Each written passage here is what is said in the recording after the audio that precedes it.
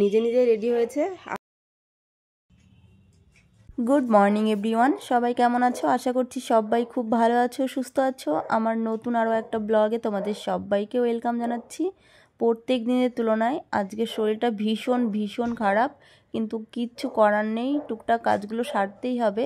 তবে এখনও চলতে পারছি, এটাই আমার কাছে অনেক বড় পাওয়া বলতে পারো। ঘুম থেকে উঠেছি 7টার সময়। ঘুম থেকে উঠেই দুয়ারে একটু জল দিয়ে নিয়েছি, কেননা শাশুড়ি মা বাড়িতে নেই। কোনো রকমে নিচে গেছিলাম, আমাকে যেতে বাধ্য হতে হয়েছে। কেন বলো তো, গেটে তো তালা দেওয়া থাকে, আর সোনার পড়া ছিল।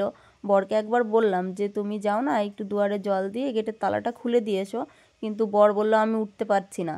তো আমাকেই কষ্ট করে উঠতে হয়েছিল। উঠে ওই গেটের দরজাটা মানে তালাটা খুলে তারপরে দুয়ারে জল টল দিয়ে ওপরে এসে আমি আবার শুয়ে গেছিলাম। সোনাকে পড়তে পাঠিয়ে দিয়েছি, তবে আমি যেতে পারিনি গো। ও একলা একলাই গেছে পড়তে রাস্তার ওপারে, একটু ভয় হয় জানো তো। তবে ওর ম্যামকে ফোন করে নিয়েছি, ফোন করে জিজ্ঞাসা করলাম অরি পৌঁছেছে নাকি। বলেছে যে হ্যাঁ পৌঁছে গেছে। তো তারপরে আমি আবার শুয়েছিলাম। এখন 8:10-15 বাজে। উঠলাম, উঠে চা বানালাম, চা বানিয়ে বরকে দিয়ে দিয়েছি। ও খেয়ে বেরিয়ে গেছে, আমিও একটু চা খেয়ে নিয়েছি। চা খেয়েই বিছানাটা গুছিয়ে নিলাম। বিছানাটা গুছিয়ে এই ঘরটা গুছিয়ে নিলাম। গুছিয়ে কতগুলো বাসন ছিল, বাসন মেজেছি, যেগুলো কাচার ছিল সেগুলো কেচেছি, কেচে রেখে দিয়েছি। মানে জামা কাপড়গুলো মেলারও সময় হয়নি, বাসনগুলো উপর করারও সময় হয়নি, ওইভাবেই রয়েছে। তাড়াতাড়ি চলে এসেছি এই যে চাউমিন বানাতে। আজকে ভাত করব না, অনেকগুলো ভাত রয়েছে, তরকারিও রয়েছে, তো ওটাই গরম করে দেবো সোনাকে। সোনা এখনও পড়ে আসেনি, তবে আসার মধ্যেই চলে আসবে।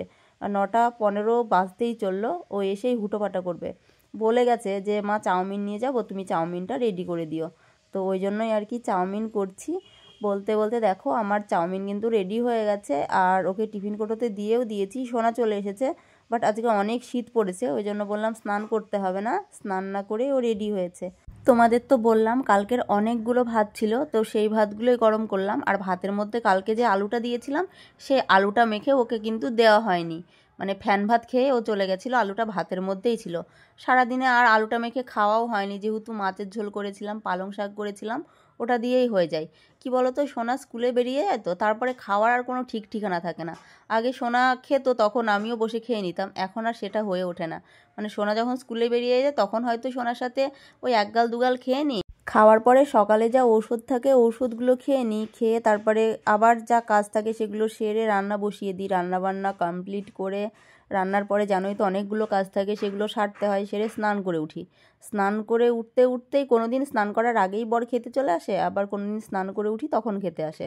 তখনও বরের সাথে খাওয়া হয় না, ইচ্ছা করে না। কেন বলো তো, ভাবি যে মেয়ে আসবে একসাথেই খাবো, এরকমই মনে হয়। যখন আবার স্কুল থেকে মেয়ে আসে, কোনো কোনো দিন ভাত খাই, কোনো কোনো দিন খায় না, আমার আর খাওয়া হয়ে ওঠে না।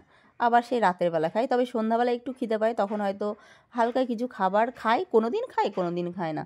আর এই দেখো অসমাপ্ত কাজটাই এখন সমাপ্ত করতে এলাম। তখন সকালের মানে মোটামুটি কাজ ওগুলো সেরেছিলাম।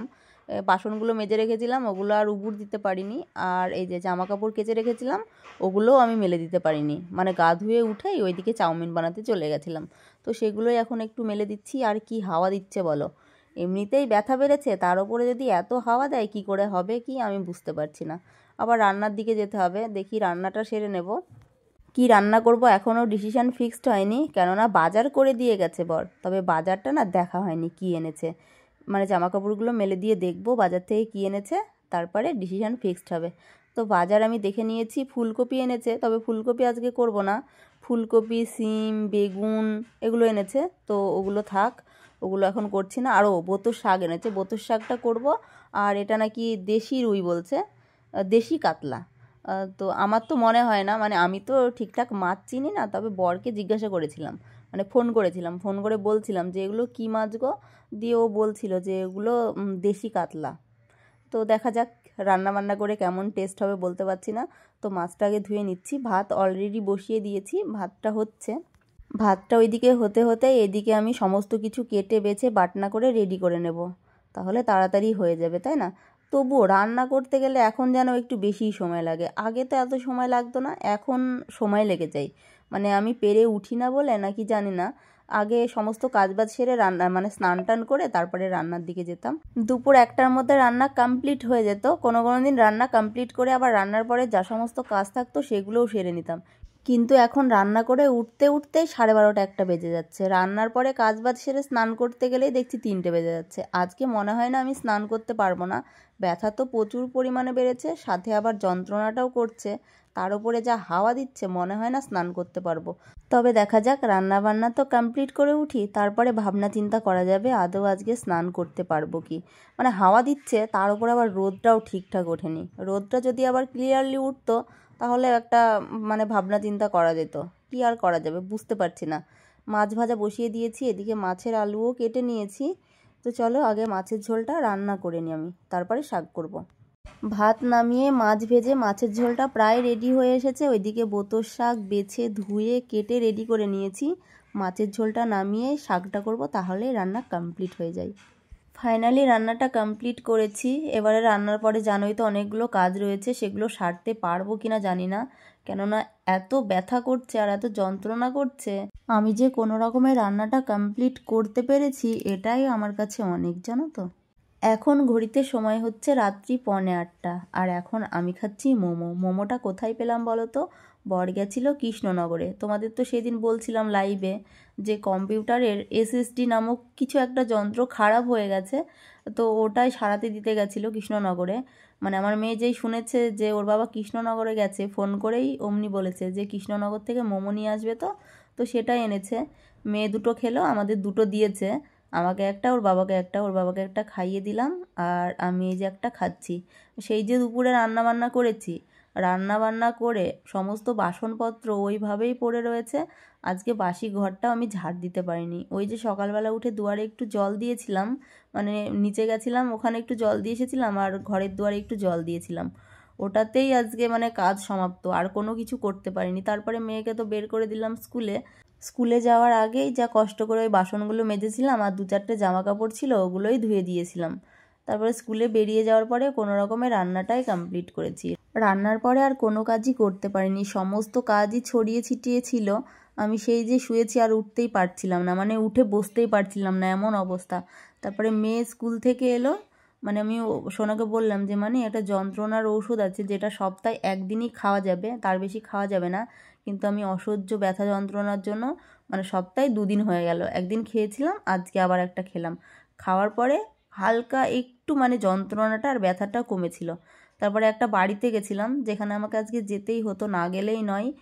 তো ওই বাড়িতে গেছিলাম, একটা মিটিং ছিল বলতে পারো, ওখানেই গেছিলাম। ওখান থেকে এলাম, এসে মানে রাতের বেলা করে ঘরের মধ্যেটা একটু ঝাড় দিয়েছি।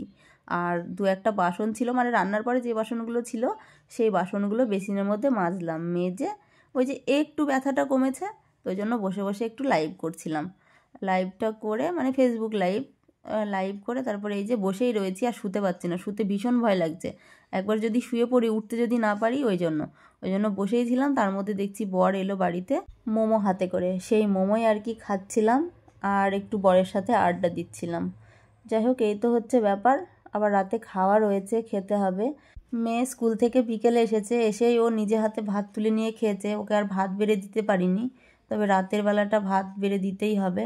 তো ওই ভয়েই শুতে চাইছি না, শুলে আমি উঠতে পারি না, খুব কষ্ট হয় জানো তো। বসে থাকলে একরকম হয়, বসে থেকে যখন উঠতে যাই তখন তো কষ্ট হয়ই, শুয়ে থাকলে তার থেকেও বেশি কষ্ট হয়।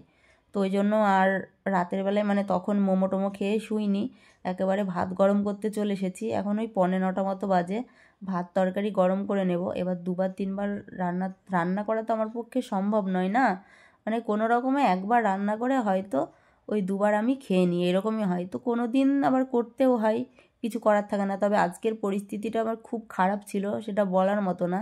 সামনাসামনি যদি কেউ দেখতো তাহলেই বুঝতে পারতো, না দেখলে কেউ বুঝতে পারবে না।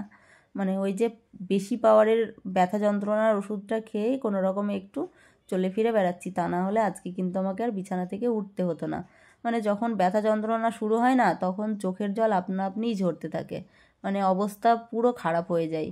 তখন মানে মরে যেতে ইচ্ছা করে, আমার আর বেঁচে থাকতে ইচ্ছা করে না। মনে হয় যদি মরে যেতে পারতাম সবচেয়ে ভালো হতো, কিন্তু কি করব বলো, মরতেও পারি না। কত ভালো ভালো মানুষ মরে যায়, আমি তো মরতে পারি না, আমার তো মরণ হয় না, এরকম মনে হয় তখন, মানে এতটাই কষ্ট হয়। তারপরে ভাত টাত গরম করে এই দেখো খেতে বসে গেছি। খেতে বসেও শান্তি নেই, বসেও খেতে পারি না, দাঁড়িয়ে দাঁড়িয়ে ভাত খাচ্ছি, ভাবতে পারো তোমরা। আমি যে বসবো, বসে খাবো, সেই ক্ষমতাটাও আমার নেই, তাহলে আমার কত কষ্ট হচ্ছে একবার বলো তো। তবুও তোমাদের সাথে আমি ভিডিও শেয়ার করি। অনেকেই এই ভিডিও দেখলে বলবে যে এত কষ্ট হলে ভিডিও শ্যুট করে কী করে, কিন্তু এটা তো আমার কাজটা তো করতেই হবে। যখন নেহাতি কিছু পারি না, যেমন দুপুর থেকে কোনো কিছুই শেয়ার করতে পারিনি, এখন বেশিরভাগ অংশ ব্লগগুলোই কিন্তু ওই রকমই হয়, মানে অ্যারো ছ্যারো, সমস্ত কাজ গুছিয়ে করতেও পারি না, তোমাদেরকে আপডেটও দিতে পারছি না। এই তো হচ্ছে ব্যাপার। তো আজকে আর স্নান টান করতে পারিনি, কোনো কিছুই হয়নি। আমার হালটা একবার দেখো, কি অবস্থায় যে আছি শুধুমাত্র আমিই জানি আর ভগবান জানে। মানে যে আমাকে এভাবে কষ্ট দিচ্ছে, ভগবান ছাড়া আর কে কষ্ট দিচ্ছে গো, আমার তাই মনে হয়। সময় সময় ঠাকুর দেবতার প্রতিও আমার ভক্তি চটে যায়, মানে মনে হয় আমি যেন চলে যাই তাদের কাছে, এরকম মনে হয়। কিন্তু আমার মতো মানুষকে মনে হয় না নেবে। যাই হোক, সারাদিন তো এইভাবেই কাটলো। এখন রাতের বেলাটা কি হবে বলতে পারছি না। এখনও ব্যথা যন্ত্রণা নেই বলবো না, আছে, বাট ওই যে শুলেই আমার পরিস্থিতি ফুল খারাপ হয়ে যায়। এখন যে শোবো, যদি দিন হতো রোদে চুপচাপ বসে থাকতাম। শুতে ভীষণ ভয় করে, কষ্ট হয় আমার। আজকের দিনটা তো এভাবেই কাটলো, আগামী দিন কিভাবে কাটবে জানি না, ব্লগ আদৌ দিতে পারবো কি জানি না। তবে আজকের মতো এই পর্যন্ত। সবাই ভালো থেকো, সুস্থ থেকো, টাটা বন্ধুরা, গুড নাইট সবাইকে।